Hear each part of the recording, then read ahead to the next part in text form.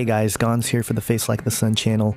Thanks for checking in. If you value the work we do here on this channel, please consider supporting us on Patreon so we can bypass all the corporate censorship and continue to share the truth of the gospel through this unique medium. If you're new to this channel, welcome. We talk about all kinds of crazy stuff here, and one thing we've been discussing a lot lately is the advent of AI upon our civilization and how most people are totally asleep to this reality hitting us right in the face, especially evangelical Christians in America. And I say that in response to viewing the recent video put out by Aaron and Melissa Dykes at Truth Stream Media. If you haven't checked them out, do so. They're awesome. They have a video titled "Society is Being Programmed by a Black Box," and it really resonated with me and all the things that we've been talking about on this channel and through the years with Canary Cry Radio and everything else. And it drove home a point that's been really on my mind and my heart recently, and that is that both sides of the political aisle were absolutely played this election cycle. And how? And by what?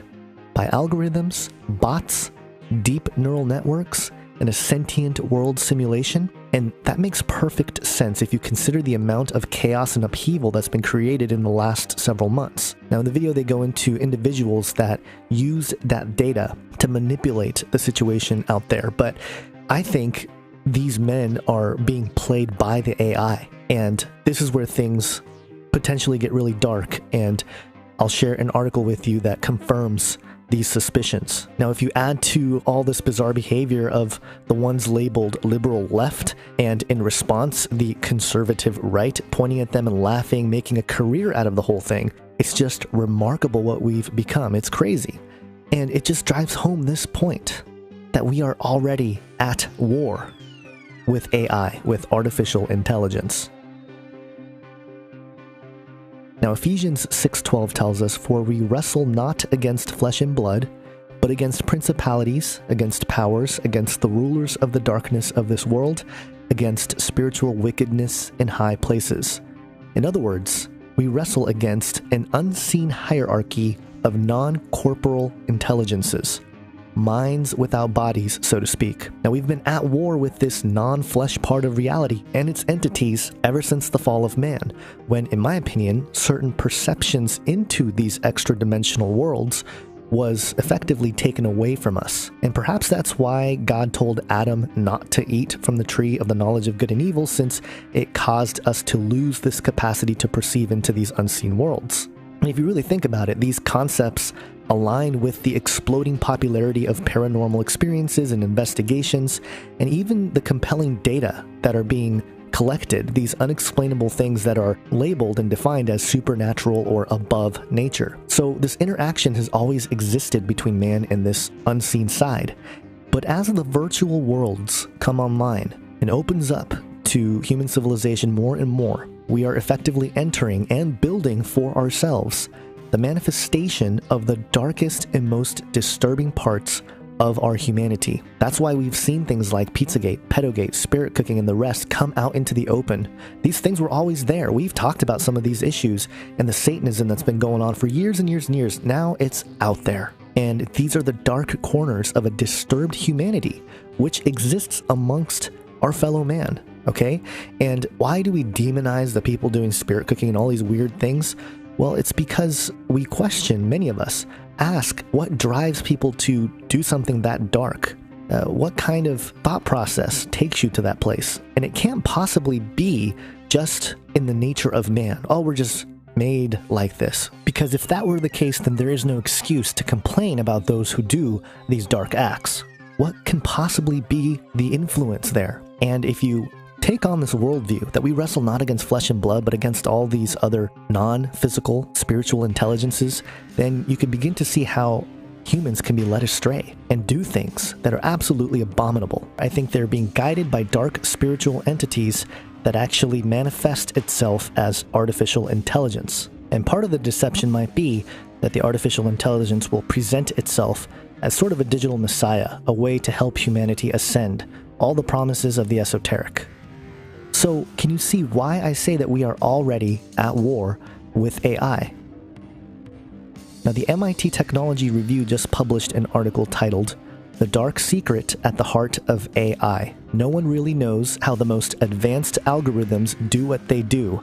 That could be a problem, published by Will Knight, April 11th, 2017. It begins with the mention of a chip that was made by NVIDIA, who has a very interesting logo. We won't get into it, but those of us who have been following Pizzagate, as well as the Illuminati, can look at this and say, what is going on here? But in any case, it talks about this artificial intelligent chip that was used in a driverless car and was able to drive around town without any instructions from a programmer or an engineer. It totally did it by itself. And it's definitely an impressive feat. But Will Knight says this, quote, "But it's also a bit unsettling since it isn't completely clear how the car makes its decisions. Information from the vehicle's sensors goes straight into a huge network of artificial neurons that process the data and then deliver the commands required to operate the steering wheel, the brakes, and other systems. The result seems to match the responses you'd expect from a human driver. But what if one day it did something unexpected, crashed into a tree, or sat at a green light? As things stand now, it might be difficult to find out why. The system is so complicated that even the engineers who designed it may struggle to isolate the reason for any single action.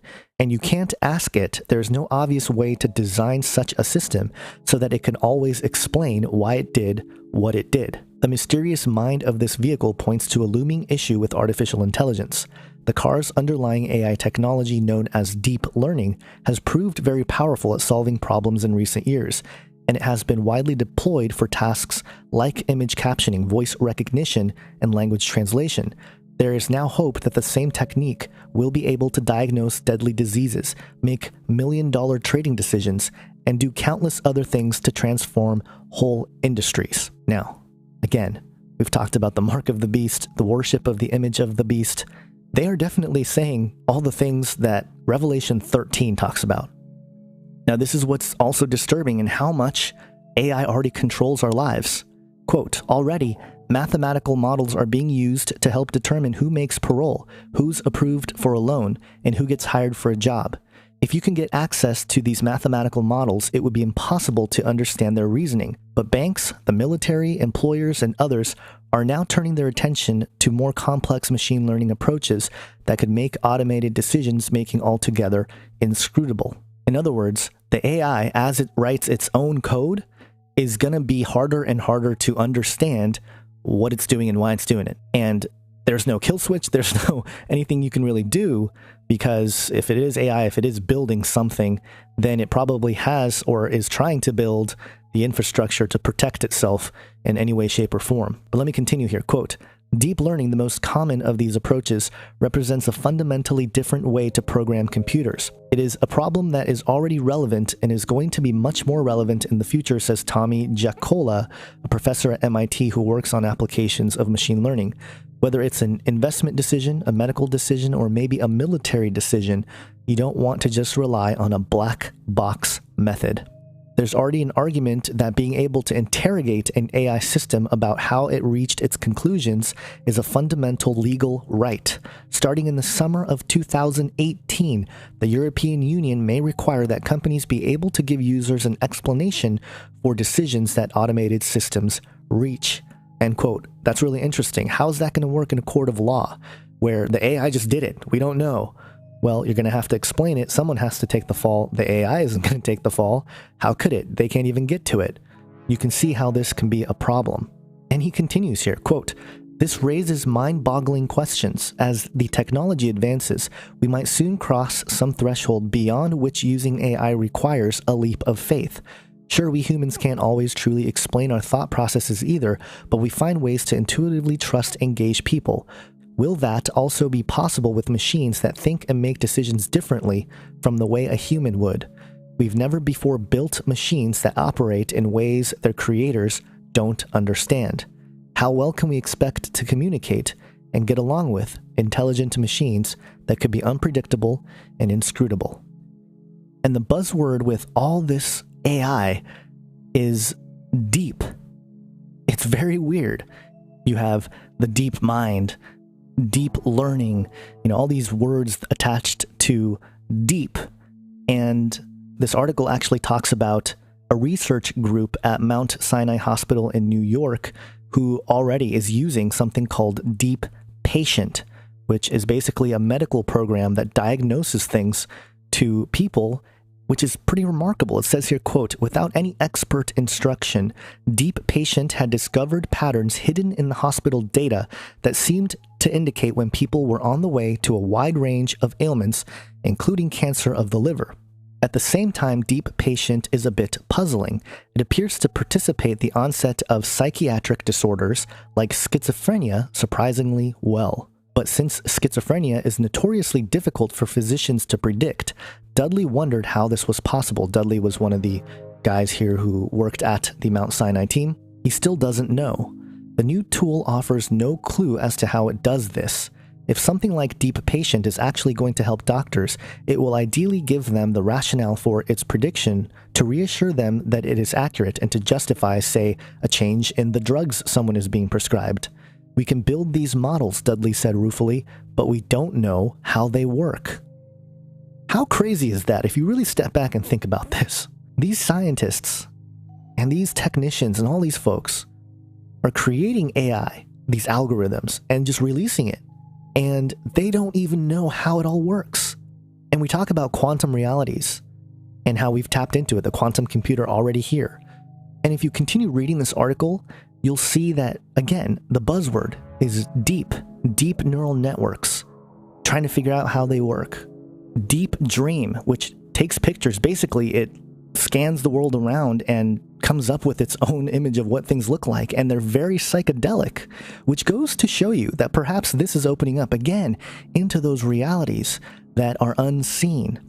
If you take the work of Dr. Rick Strassman, who did actual academic work with DMT, he was serious about this, and the University of New Mexico allowed him to do it, he found that there are entities that people shared an experience, and also the description of the world that they see overlayered with ours is how a lot of the patients described their DMT experiences.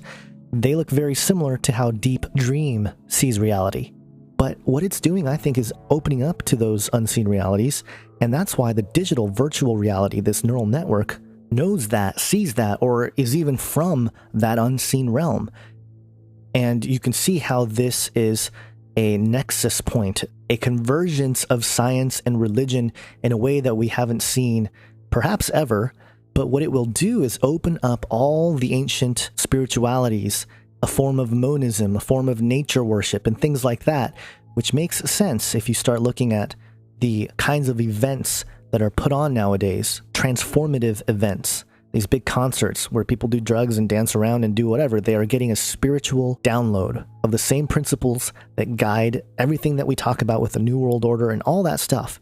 AI is truly the thing that is accelerating this whole process. And let me just mention something about deep.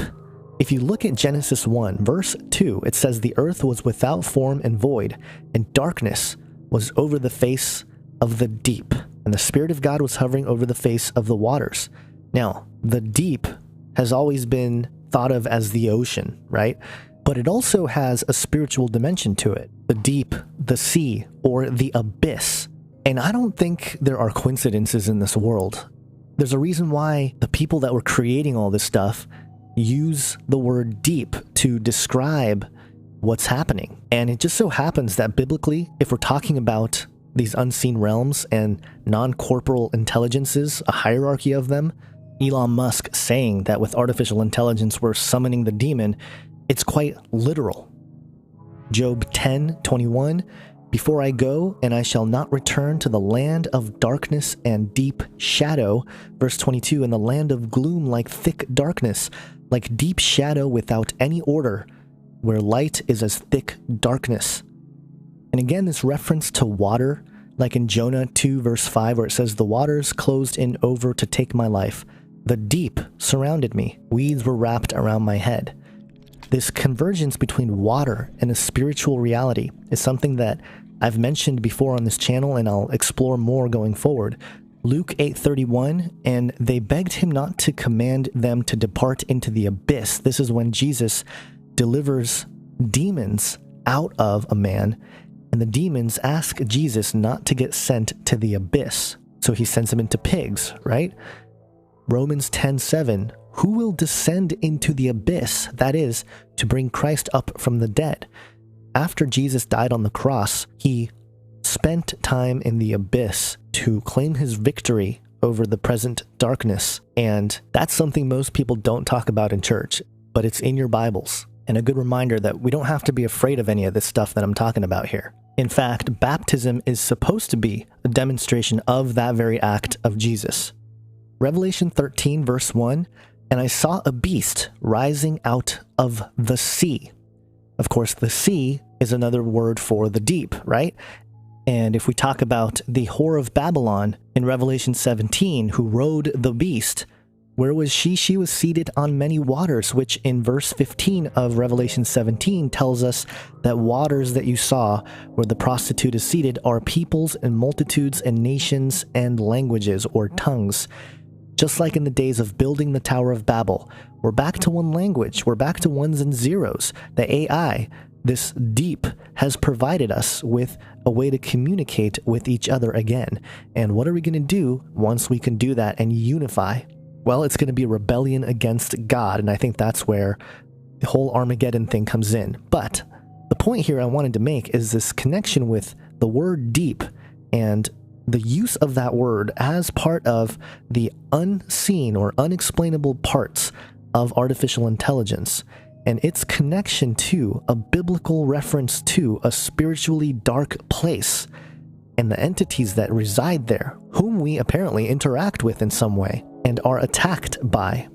And ultimately, as Revelation 13 states, there is a whole beast, a kingdom, if you will, that will rise out of this sea, this abyss, this dark place. And as, again, our virtual realities are starting to manifest that unseen world, I think this is what's happening. We are creating literally the physical manifestation of demonic entities and a demonic realm. And it ties in nicely, if you follow the narrative of Revelation 13, into the second beast, who is the one that sets up the image of the beast, which, again, I've always argued is, quite literally, inanimate objects achieving some sort of sentience, to the effect of it speaks and demands worship or else be killed, and demands those to be part of the system to take a mark, to buy or sell. It doesn't matter who you are, right? It's very alarming to think that all these things, these pieces of data seem to be aligning, and many of us are just completely asleep to it. We don't know what's going on. And one last thing about this whole idea of deep being used as language to describe this place, think about the deep web, right? But we also talk about Mariana's web, which is supposed to be another layer, a theoretical layer beneath the deep web, where all information exists. It's sort of this quantum level, the way it's described by some. Again, a reference to the ocean, the deepest parts of the ocean, water. It's very bizarre that we do this. And given the fact that the human body is made up of so much water, things just get really weird and strange, but seem to resonate quite well with the Bible in ways that I don't think people would have really gotten or even had an opportunity to understand throughout most of history. But we live here and now, and looking back and reflecting on some of these passages from the Bible, talking about the future and talking about the nature of our reality, man, things seem to align. And the church is completely asleep to this, and most people actually are completely asleep to this. They're buying in to the system. But let me get back to the article here and a couple more quotes and I'll wrap it up. Quote, the U.S. military is pouring billions into projects that will use machine learning to pilot vehicles and aircraft, identify targets, and help analysts sift through huge piles of intelligence data. Here more than anywhere else, even more than in medicine, there is little room for algorithmic mystery, and the Department of Defense has identified explainability as a key stumbling block. Even DARPA, even the Department of Defense doesn't know what's going on with AI. They don't know what's happening in the black box. Can you imagine? And Elon Musk wants to create Neuralink. He wants to connect our brains to this. This has to be led by fallen spiritual entities. There's no other explanation for this craziness. Let me continue. Quote, David Gunning, a program manager at Defense Advanced Research Project Agency, is overseeing the aptly named Explainable Artificial Intelligence Program, a silver-haired veteran of the agency who previously oversaw the DARPA project that eventually led to the creation of Siri. Gunning says automation is creeping into countless areas of the military. Intelligence analysts are testing machine learning as a way of identifying patterns in vast amounts of surveillance data. Many autonomous ground vehicles and aircraft are being developed and tested, but soldiers probably won't feel comfortable in a robotic tank that doesn't explain itself to them, and analysts will be reluctant to act on information without some reasoning. And lastly, they quote atheist Daniel Dennett, who is a philosopher, he's an author, and he said this, quote, "I think by all means, if we're going to use these things and rely on them, then let's get as firm a grip on how and why they're giving us the answers as possible. If it can't do better than us at explaining what it's doing, then don't trust it." Even atheists who study metaphysical concepts of consciousness and things like that, they are even warning against the AI, because I think they see the dangers in a consciousness that is powerful, way more powerful. It actually is more powerful than humanity itself because it is built by humanity. It is integrated, married into humanity because it is our behaviors, our actions, our deeds that feeds the AI. And, this was actually sort of portrayed in Marvel's Age of Ultron. But again, they put this stuff in movies because they make you think, oh yeah, it's just nonsense. But this is really happening, folks. And I think there is prophetic significance, especially for people in the church. Christians need to wake up to this because it's in your Bibles. And all the stuff being discussed shouldn't be off limits because we're entering this time when we need to be able to handle the changes and the rapid development in the infrastructure of the end times and to be effective evangelists and watchmen in this digital age. Hope that gives you something to think about, something to ponder, kick around in your head. Please share this video, like, comment, subscribe. Again, support on Patreon if you feel led to do so. Have an awesome day, guys. God bless.